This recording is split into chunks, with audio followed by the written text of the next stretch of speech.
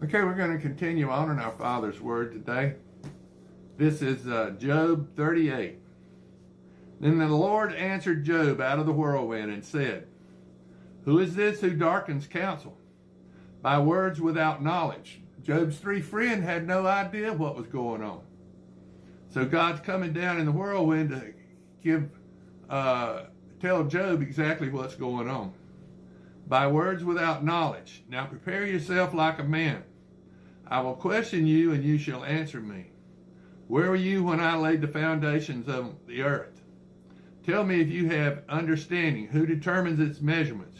Surely you know, or who stretched the line upon it? To what were its foundations fastened?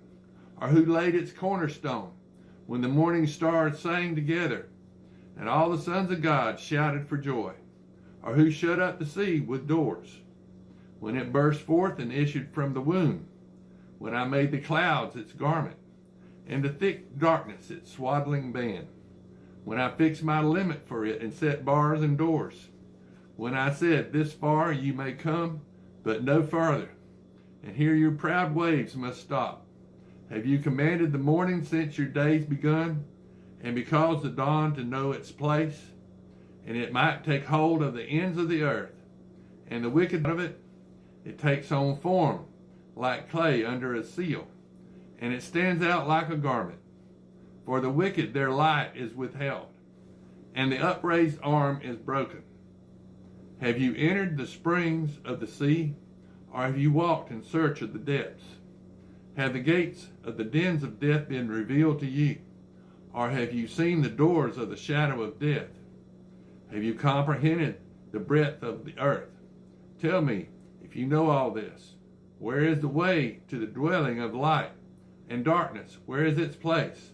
That you may take it into its territory, that you may know the path to its home. Do you know it because you were born then, or because the number of your days is great? Have you entered the treasury of snow, or have you seen the treasury of hail, which I have reserved for the time of trouble? It's snowing up in North Georgia. Our friend just called my wife, and it's snowing in Augusta, Georgia right now today. It's cold down south here for it to be snowing. It hadn't snowed in 3 years. This is the first time in 3 years. This is Job 38, verse 24. For the day of battle and war, and for what way is light diffused, or the east wind scattered over the earth?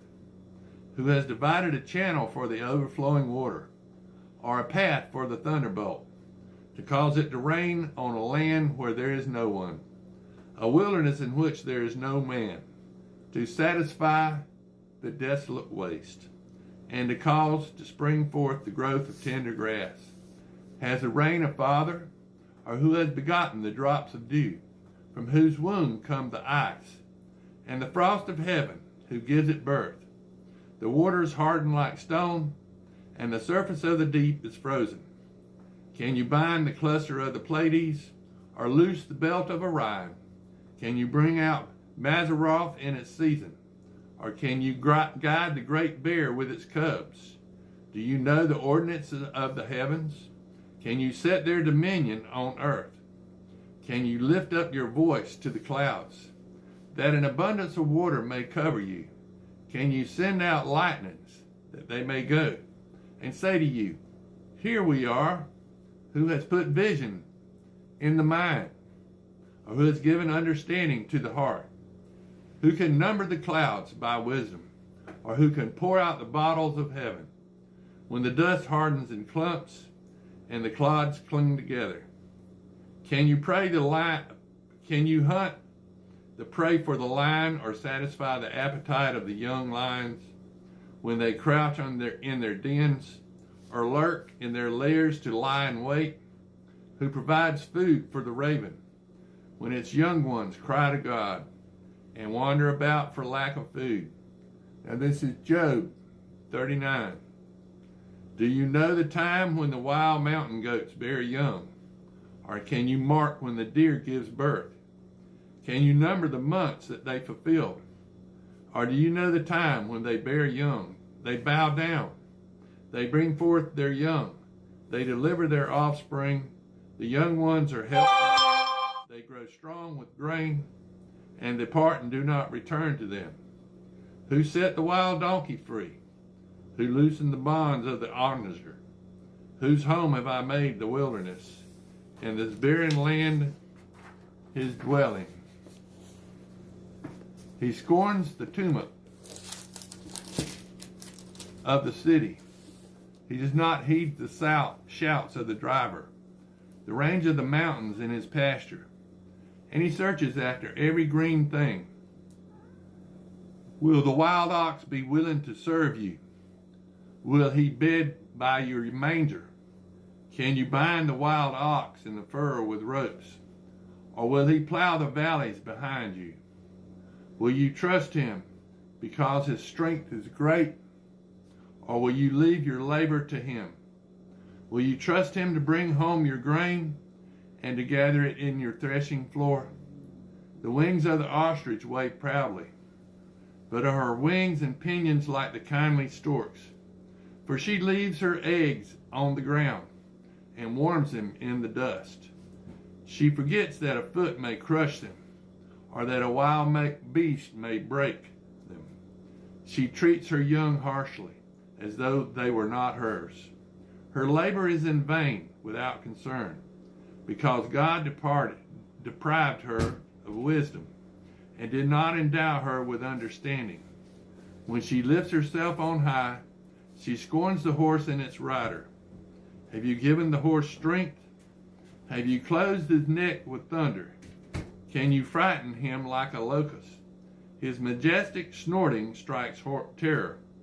He paws in the valley and rejoices in his strength. He gallops into the clash of arms. He mocks at fear and is not frightened. He does not turn back from the sword, and the quiver rattles against him. The glittering spear and the javelin. He devours the distance with fierceness and rage, nor does he come to a halt because a trumpet has sounded. At the blast of the trumpet he says, "Aha!" He smells a battle from afar. The thunder of the captains and the shouting. Does a hawk fly by your wisdom and spread its wings toward the south? Does the eagle mount up at your command and make its nest on high?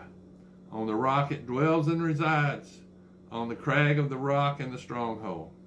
From there it spies out the prey. Its eyes observe from afar. Its young one sucks up blood, and where the slain are, there it is. Now this is Job chapter 40. Moreover, the Lord answered Job and said, Shall the one who contends with the Almighty correct him?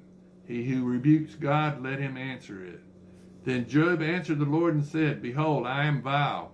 What shall I answer you? I lay my hand over my mouth once I have spoken, but I will not answer. Yes, twice. Will I proceed no further? Then the Lord answered Job out of the whirlwind and said, Now prepare yourself like a man. I will question you, and you shall answer me. Would you indeed annul my judgment? Would you condemn me that you may be justified? Have you an arm like God, or can you thunder with a voice like his? Then adorn yourself with a majesty and splendor, and array yourself with glory and beauty.